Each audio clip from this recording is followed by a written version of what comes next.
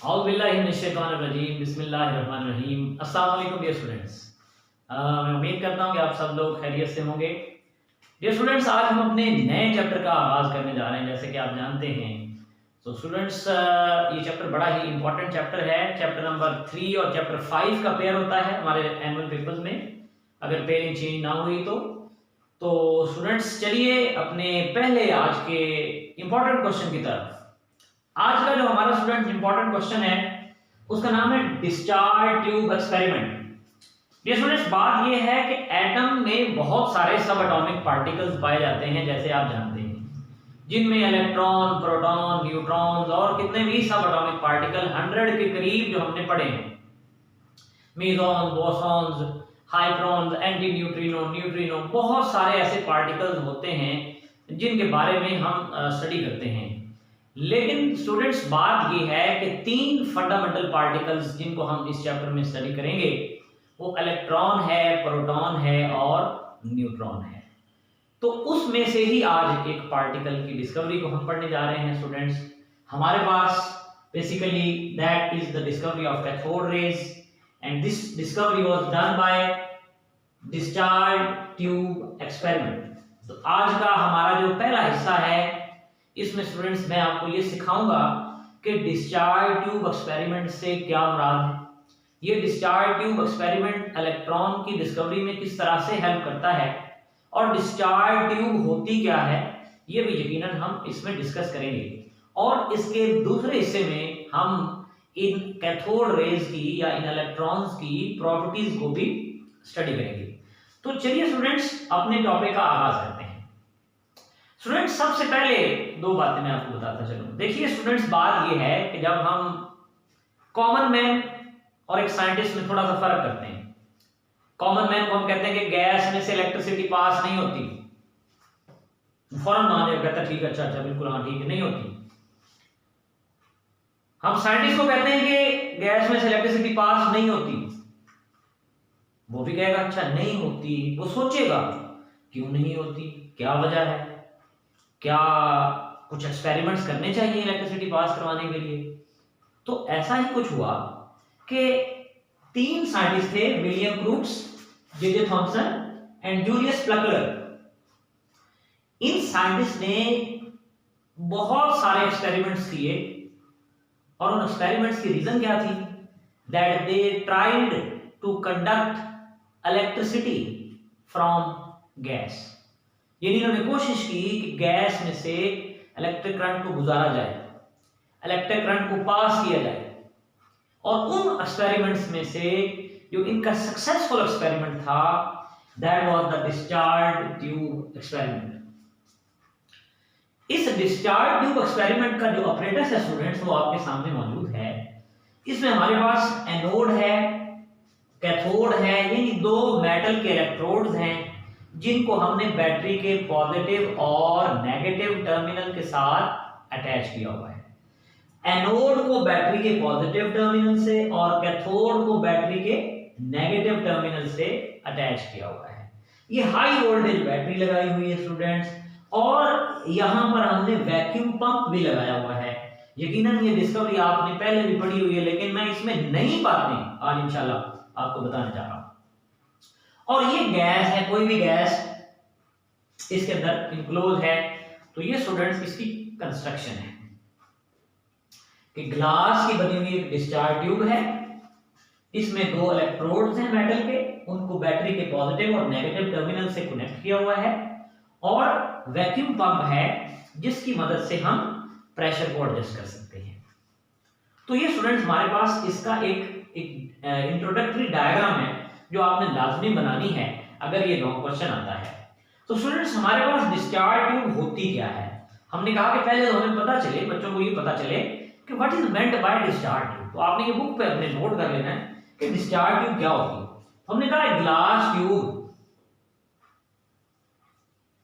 a glass tube in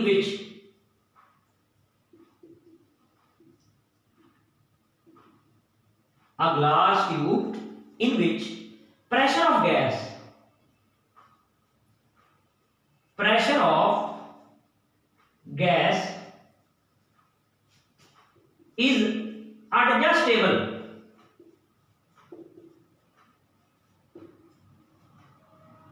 is known as, क्या बोलते हैं स्टूडेंट्स हम इसे, is known as, that glass tube is known as discharge tube. इसका मतलब है हम हर ग्लास की बनी हुई ट्यूब को डिस्चार्ज ट्यूब नहीं कहेंगे, हम डिस्चार्ज ट्यूब उस ग्लास की बनी हुई ट्यूब को कहेंगे जिसमें गैस का जो प्रेशर होगा स्टूडेंट्स वो क्या होगा, वो एडजस्टेबल होगा। तो ये पहली बात हमारे पास आ गई कि that is the discharge tube in which the pressure of the gas is adjustable. दूसरी बात, अब स्टूडेंट्स क्या हुआ, हमने जब यहां पर पहले नंबर पर क्या किया, एक्सपेरिमेंट, जब उन्होंने डिफरेंट एक्सपेरिमेंट्स किए तो उनके बारे में स्टेप बाय स्टेप मैं आपको बताऊंगा कि पहले उन्होंने क्या किया स्टूडेंट्स। तो देखिए बेटे, पहले मैंने जो एक हेडिंग बनाई है वो है ordinary pressure. They applied a high voltage, they applied a voltage of 5000 volts, इन्होंने 5000 वोल्ट्स, यानी यहां पर जो वोल्टेज पहले उन्होंने अप्लाई की that was a 5000 volt. They applied a voltage of 5000 volts and, बल्कि आप ये कह लीजिए एट ऑर्डिनरी प्रेशर, यानी नॉर्मल प्रेशर पर उन्होंने 5000 वोल्ट अप्लाई किया, but no conduction, no conduction taken place. लेकिन बेटे कोई ऐसी कंडक्शन, कोई ऐसा साइन कि कोई रे प्रोड्यूस हुई है या कोई फ्लोरेसेंस प्रोड्यूस हुई है या कोई चमक यहां से निकली है, कोई ऐसी ग्लो प्रोड्यूस ना हुई। इसका मतलब ये हुआ स्टूडेंट्स कि जब हम हाई वोल्टेज अप्लाई करते हैं 5000 वोल्ट पर ऑर्डिनरी प्रेशर पर, तब कोई कंडक्शन टेक प्लेस नहीं होती। ये आपका स्टेप नंबर 1 है कि हमने क्या किया, हमने इस डिस्चार्ज ट्यूब में बैटरी ऑन की, वोल्टेज अप्लाई किया और ये देखा कि क्या कोई करंट पास हुआ, क्या कोई ग्लो प्रोड्यूस हुई, क्या कोई रे प्रोड्यूस हुई। तो पता चला कोई रे यहां पर नजर नहीं आई। फिर स्टूडेंट्स क्या किया गया, what we have done, then the pressure was decreased, then the pressure was decreased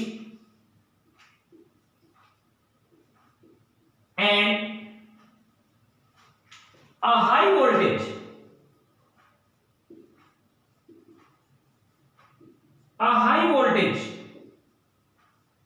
of 5000 to 10,000 volt was applied। फिर बेटे हमने प्रेशर को फर्दर डिक्रीज किया, प्रेशर को कम किया और वोल्टेज को बढ़ा दिया। फिर क्या हुआ, then the pressure was decreased and a high voltage of 5000 to 10,000 volt was applied। Then a fluorescence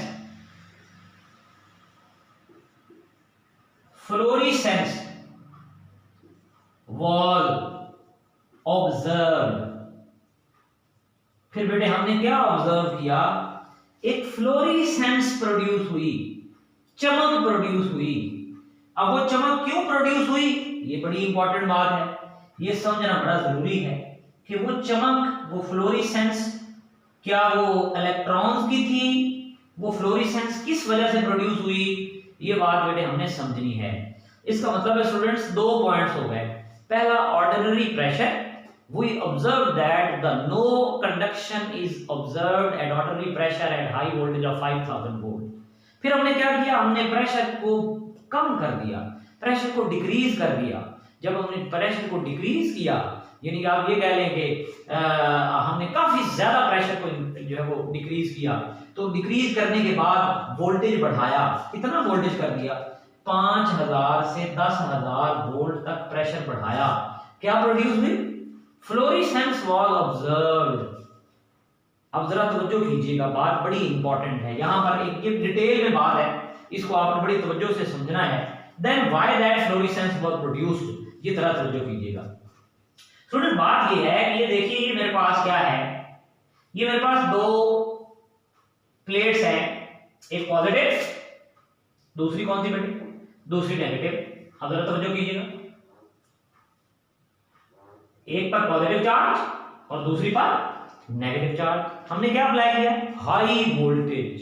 कितना वोल्टेज, अबाउट 5000, बल्कि आप ये कहिए कि 10,000 वोल्ट जब हमने यहां पर अप्लाई किया हुआ है, 10,000 वोल्ट हमने पोटेंशियल अप्लाई किया दो प्लेट्स के दरमियान। इसका मतलब है बड़ी हाई वोल्टेज है स्टूडेंट्स। आप जरा तवज्जो कीजिए, बात ये है स्टूडेंट्स कि हमारे पास ये एटम हैं, ये आप कह लीजिए कि जो गैस के मॉलिक्यूल्स हैं ये वो मौजूद हैं। ये गैस के मॉलिक्यूल्स आपको नजर आ रहे हैं, ये उनका न्यूक्लियस है और ये उनके इलेक्ट्रॉन्स हैं। ये उनका न्यूक्लियस है और ये उनके इलेक्ट्रॉन्स हैं। तवज्जो कीजिए, ये उनका न्यूक्लियस और साथ साथ उनके इलेक्ट्रॉन्स। आपने बड़े गौर से बात को सुनना है, ये बात बड़ी इंपॉर्टेंट और इसको समझने वाली बात है बेटे। ये इलेक्ट्रॉन और ये हमारे पास उनका न्यूक्लियस। अब स्टूडेंट्स हाई वोल्टेज की वजह से क्या होता है कि ये प्लेट इस एटम के न्यूक्लियस को अपनी तरफ अट्रैक्ट करती है, इस एटम के न्यूक्लियस को अपनी तरफ अट्रैक्ट करती है। वोल्टेज जो बहुत ज्यादा हाई है, और ये पॉजिटिव प्लेट इसी एटम के, बल्कि तमाम एटम की बात करेंगे, क्या किसको अट्रैक्ट करती है, इसके इलेक्ट्रॉन को अट्रैक्ट करती है अपनी तरफ। इसका मतलब है एक मॉलिक्यूल पर दो तरह की अट्रैक्शन है, एक नेगेटिव प्लेट की तरफ और एक पॉजिटिव प्लेट की तरफ। जिस वजह से क्या होता है स्टूडेंट्स, जिस वजह से यहां पर एक इलेक्ट्रॉन लूज हो जाता है, यानी ये एटम जो है ये अपना इलेक्ट्रॉन क्या कर देता है, लूज कर देता है। क्या कर देता है स्टूडेंट्स, लूज कर देता है। अब जरा तवज्जो कीजिएगा, बात बड़ी गौरतलब है, अभी बात खत्म नहीं हुई। यहां तक मैंने ये बताया कि दो प्लेट्स हैं, नेगेटिव पॉजिटिव। नेगेटिव प्लेट इसके न्यूक्लियस को खींचती, पॉजिटिव प्लेट इसके इलेक्ट्रॉन को खींचती। ये एटम एक इलेक्ट्रॉन लूज कर देता है। यकीनन अब ये इलेक्ट्रॉन मूव करेगा, किस तरफ मूव करेगा, यकीनन ये मूव करेगा स्टूडेंट्स हमारे पास पॉजिटिव की तरफ। जब ये पॉजिटिव की तरफ मूव करेगा तो क्या होगा स्टूडेंट्स, तवज्जो कीजिएगा। ये इलेक्ट्रॉन जब पॉजिटिव की तरफ मूव करेगा तो इसके रास्ते में और एटम तो आएंगे और मॉलिक्यूल तो आएंगे इसके रास्ते में। सपोज ये एक मॉलिक्यूल इसके रास्ते में आता है तो क्या करता है, ये इलेक्ट्रॉन उससे टकराता हुआ आगे जाता है, उस मॉलिक्यूल से टकराता हुआ आगे जाता है। जब उस मॉलिक्यूल के ये इलेक्ट्रॉन से स्टूडेंट्स टकराता है तो जरा तवज्जो कीजिए, दो बातें होती हैं। ये इलेक्ट्रॉन है, समझ लीजिए ये उसके लोअर शेल में है, लोअर शेल में एनर्जी लो होती है, इसको हम ग्राउंड स्टेट कहते हैं। क्या कहते हैं स्टूडेंट्स, इसे हम कौन सी स्टेट कहते हैं, ग्राउंड स्टेट। और जब ये इलेक्ट्रॉन टकराता है उस एटम से तो ये इलेक्ट्रॉन एनर्जी गेन करता है और ये चला जाता है कहां पर, एक्साइटेड स्टेट में। ये इलेक्ट्रॉन तो टकरा कर आगे गुजर गया, ये इलेक्ट्रॉन तो इस एटम से टकराकर आगे गुजर गया, लेकिन ये जो इलेक्ट्रॉन एक्साइट हुआ था थोड़ी देर के लिए एनर्जी ऑब्जॉर्ब करके, ये उतनी ही एनर्जी एमिट करता है, किस फॉर्म में, in the form of light. जिस वजह से यहां पर क्या प्रोड्यूस होता है स्टूडेंट्स, फ्लोरेसेंस इज ऑब्जर्व्ड। तो इसका मतलब ये हुआ कि हमारे पास ये रीजन है, ये रीजन समझाने के लिए कि क्या वजह है कि यहां पर लो प्रेशर पर फ्लोरेसेंस प्रोड्यूस होती है। तो ये बात आपने माइंड में रखनी है। तो ये इलेक्ट्रॉन जो है वो यकीनन एनोड की तरफ और ये पॉजिटिव आयन यकीनन कैथोड की तरफ जाते हैं। अब जरा तवज्जो कीजिएगा, बात ये है कि फिर हमने प्रेशर को क्या किया, when pressure was further reduced, when pressure was further reduced, कितना रिड्यूस किया हमने students, to 0.01 torr। when pressure was further reduced to 0.01 torr, The original glow was disappeared. The original glow was disappeared. जो बेटे यहां पर glow produce हुई थी was disappeared and fine beam of electron and a beam of rays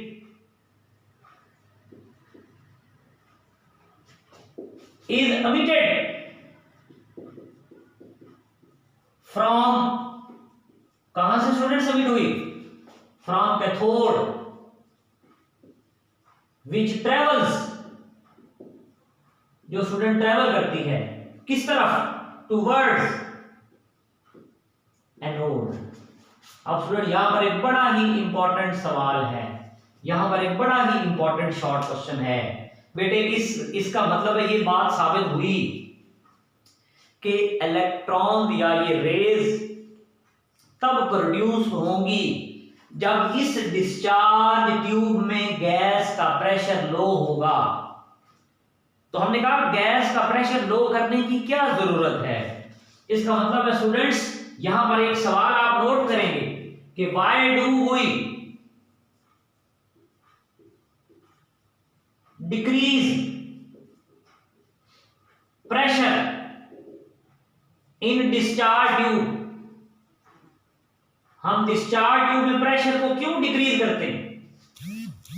तो students यकीनन आपको ये बात क्लियर हो जाएगी कि स्टूडेंट्स बात ये है कि थोड़ी सी दो बातें इसमें मजीद मैंने ऐड करनी है कि जब जरा तवज्जो कीजिएगा, जब गैस पर प्रेशर ज्यादा था तो मॉलिक्यूल जरा करीब करीब थे, ये करीब करीब, ये मॉलिक्यूल रे को पास होने के लिए मीडियम प्रोवाइड नहीं कर रहे थे, रे पास नहीं हो रही थी, रेज गुजर नहीं रही थी क्योंकि मॉलिक्यूल एक दूसरे के करीब थे।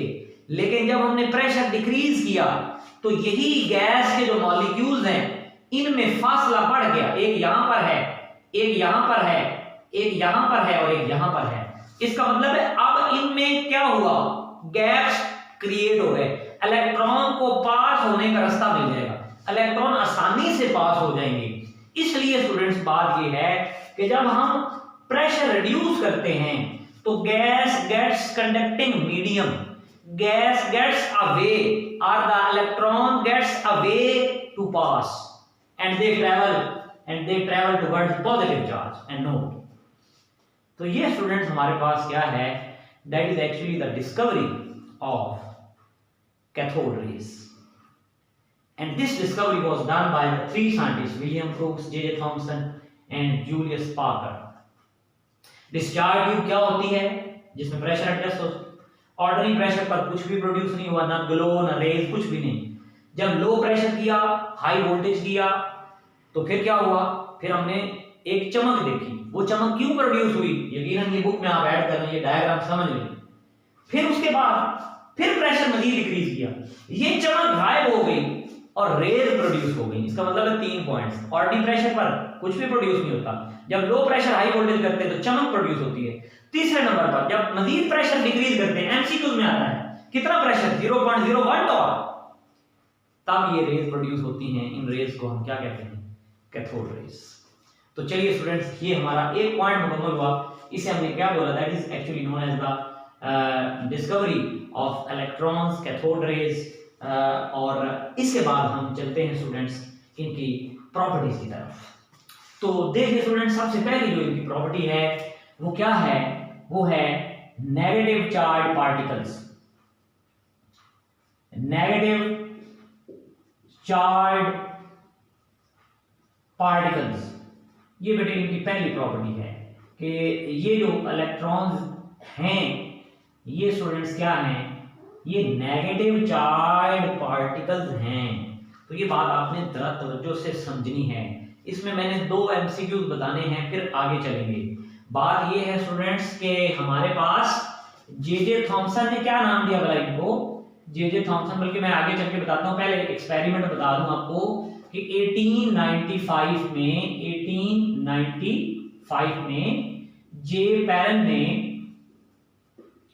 जे Perrin what he did, J Perrin pass these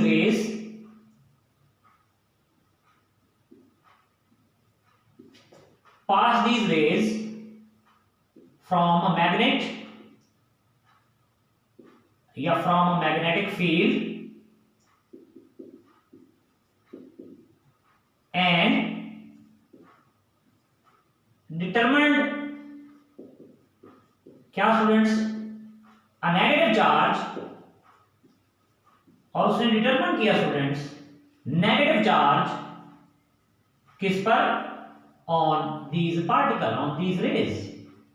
तो पहले सबसे पहले जो नेगेटिव चार्ज बताया हमें वो किसने बताया स्टूडेंट्स, तवज्जो करनी है आपने, जे पैरल ने। अब ये जो एक्सपेरिमेंट है इसमें आप जो डायग्राम देख रहे हैं स्टूडेंट्स, इसमें ये मैग्नेटिक फील्ड है, ये जो रेड कलर में है ये मैग्नेटिक फील्ड है। इसमें साउथ पोल पे पॉजिटिव चार्ज होता है और जो नॉर्थ पोल है उस पे नेगेटिव चार्ज होता है। स्टूडेंट्स बात ये है, ये एक्सपेरिमेंट जो है ये दो साइंटिस्ट ने किया और इसको मैं अब जरा कंबाइन करके बताने लगा। हुआ क्या कि पहले हमने दोनों फील्ड ऑफ किए हुए हैं, इलेक्ट्रिक फील्ड भी ऑफ है, मैग्नेटिक फील्ड भी ऑफ है, कोई चार्ज नहीं है। ये रेज आई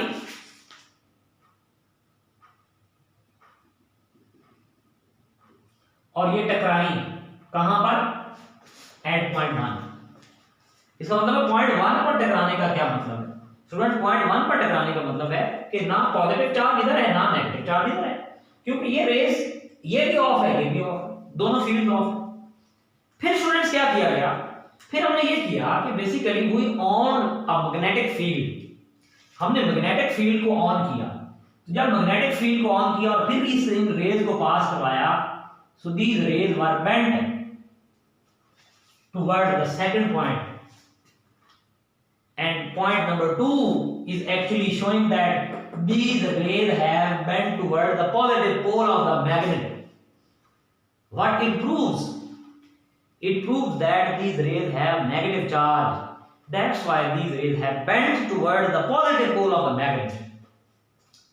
इसी तरह स्टूडेंट्स हमने मैग्नेटिक फील्ड को ऑफ कर दिया और ये आगे जे थॉमसन ने इलेक्ट्रिक फील्ड का एक्सपेरिमेंट इसके लिए किया कि मैग्नेटिक फील्ड को ऑफ कर दिया और इलेक्ट्रिक फील्ड को ऑन कर दिया।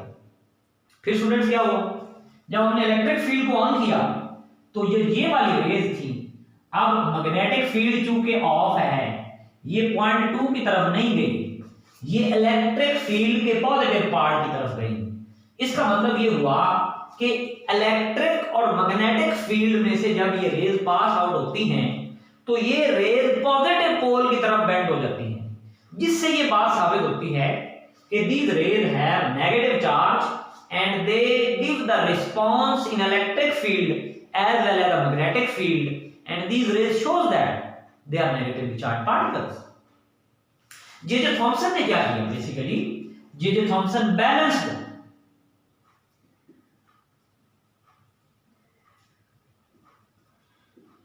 was successful to balance both the field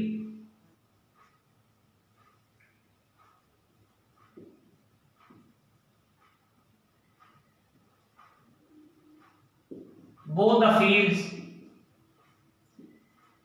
and they again strike and these particles again strike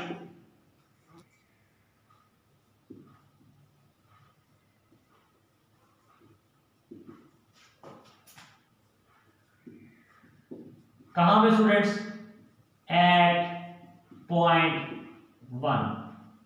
तो ये स्टूडेंट हमारे पास जो है बेसिकली पहली प्रॉपर्टी है कि ये जो बेटे पार्टिकल्स होते हैं, ये जो कैथोड रेज होती हैं, इन कैथोड रेज पर कौन सा चार्ज होता है, नेगेटिव। कहां से पता चला, हमें दो फील्ड अप्लाई करने पड़े, एक मैग्नेटिक फील्ड और एक इलेक्ट्रिक फील्ड, और जे थॉमसन ने दोनों फील्ड को इक्वलाइज कर दिया, उनकी स्ट्रेंथ को, और इनको कोलाइड करवाया कौन से पॉइंट पर, पॉइंट 1 पर। और ये बात साबित की कि जब ना मैग्नेटिक फील्ड हो ना इलेक्ट्रिक फील्ड हो, ये रेज किसी तरह बेंड नहीं होती, ये तब ही बेंड होती हैं जब कोई पॉजिटिव पोल मौजूद हो। इससे ये बात साबित हो गई कि ये जो रेज हैं, these rays are actually the negatively charged particles।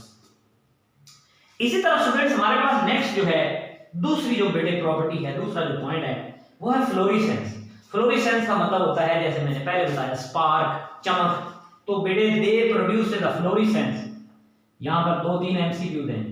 They produce greenish fluorescence, greenish fluorescence on colliding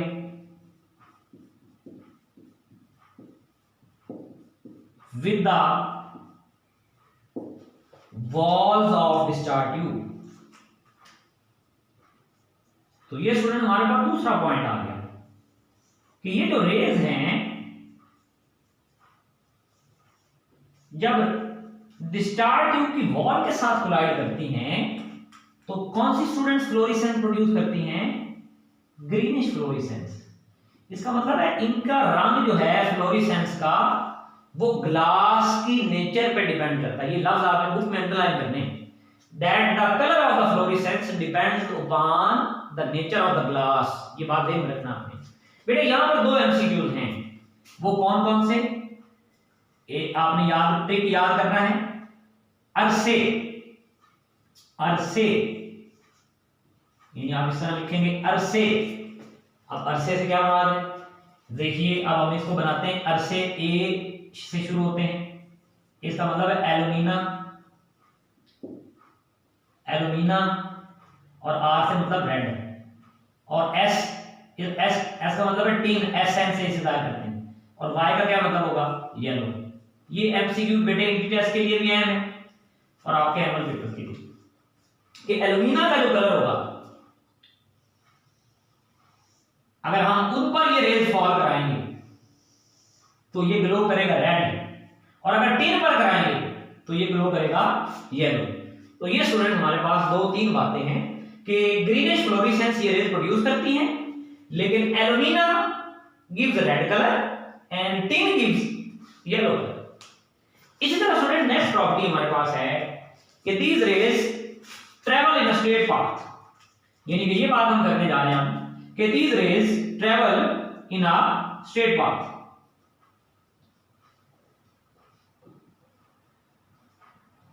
travel in a straight path as if an opaque object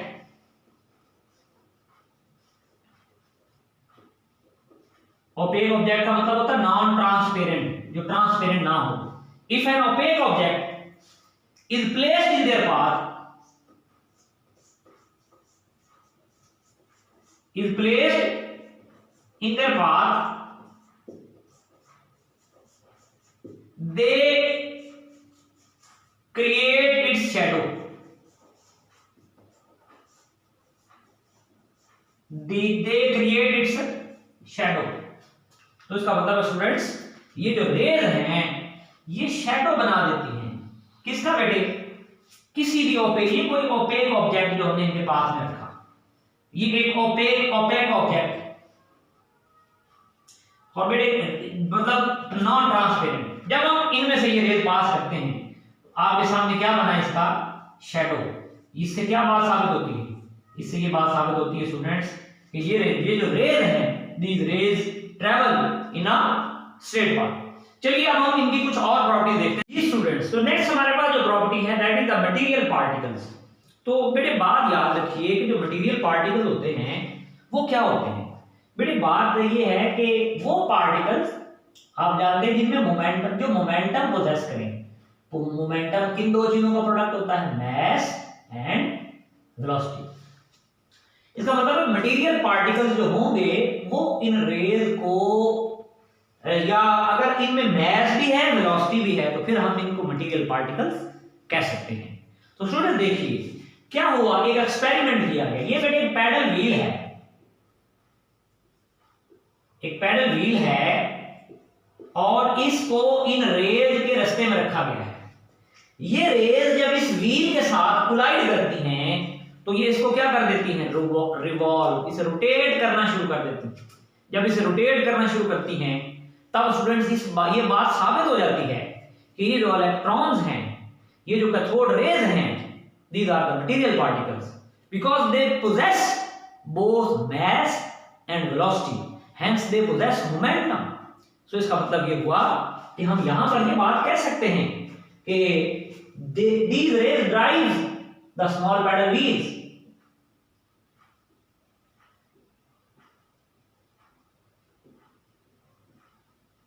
Drives the small paddle wheel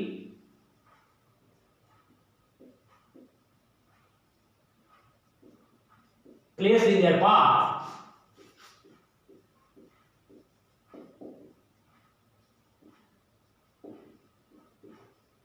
which shows that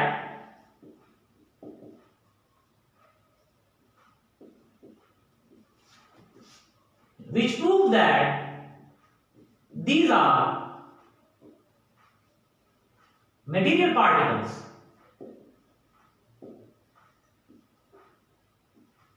having certain momentum. तो ये student हमारे पास एक और property आ गई कि ये जो raise है बेटे, these rays are actually called as material particles because these rays can drive a paddle wheel which is placed in their path.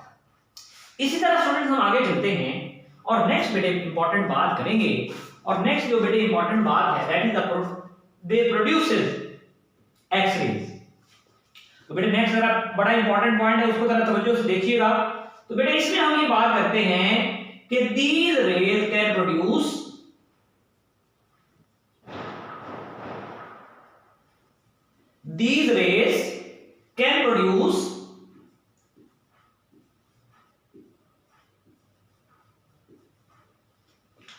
X-rays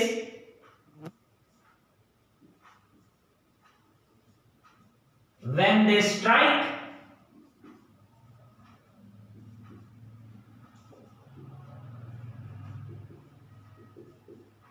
with the metal particles. ये स्टूडेंट मोजले ने एक्सपेरिमेंट किया एक्स-रेज की production की. आगे चल के हम इसको प्रूव भी करेंगे कि एक्स-रेज कैसे प्रोड्यूस होती हैं बेटे. तो ये बात आप याद रखिए कि ये रेज जब किसी मेटल के साथ कोलाइड करती हैं तो उनमें से एक्स-रेज की प्रोडक्शन का बायस बनती है. इसी तरह स्टूडेंट्स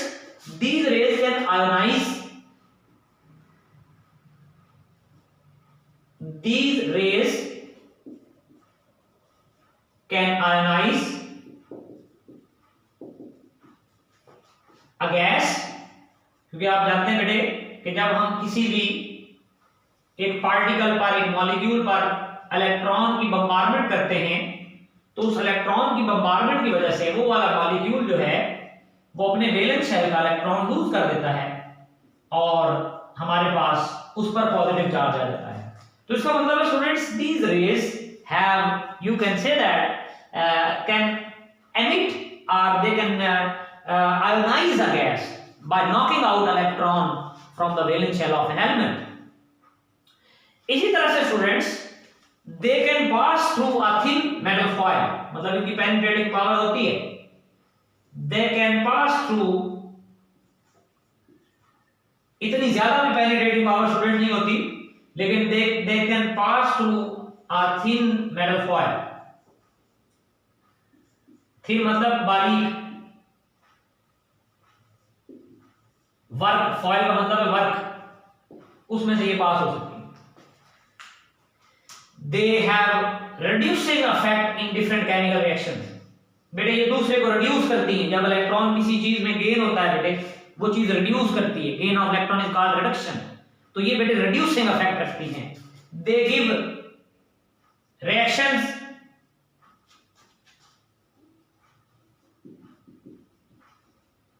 acting as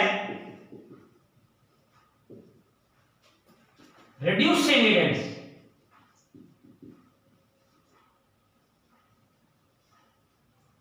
तो ये स्टूडेंट हमारे पास जो है ये केमिकल रिएक्शन देती हैं और उन केमिकल रिएक्शन में स्टूडेंट्स हमारे पास इनका जो बिहेवियर है वो रिड्यूसिंग बिहेवियर होता है. और बेटे नेक्स्ट हमारे पास लास्ट जो बेटे हमारे पास हेडिंग है वो क्या है, वो है इनकी E over M value.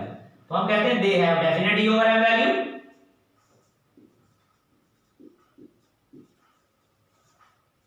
definite E over M value which is independent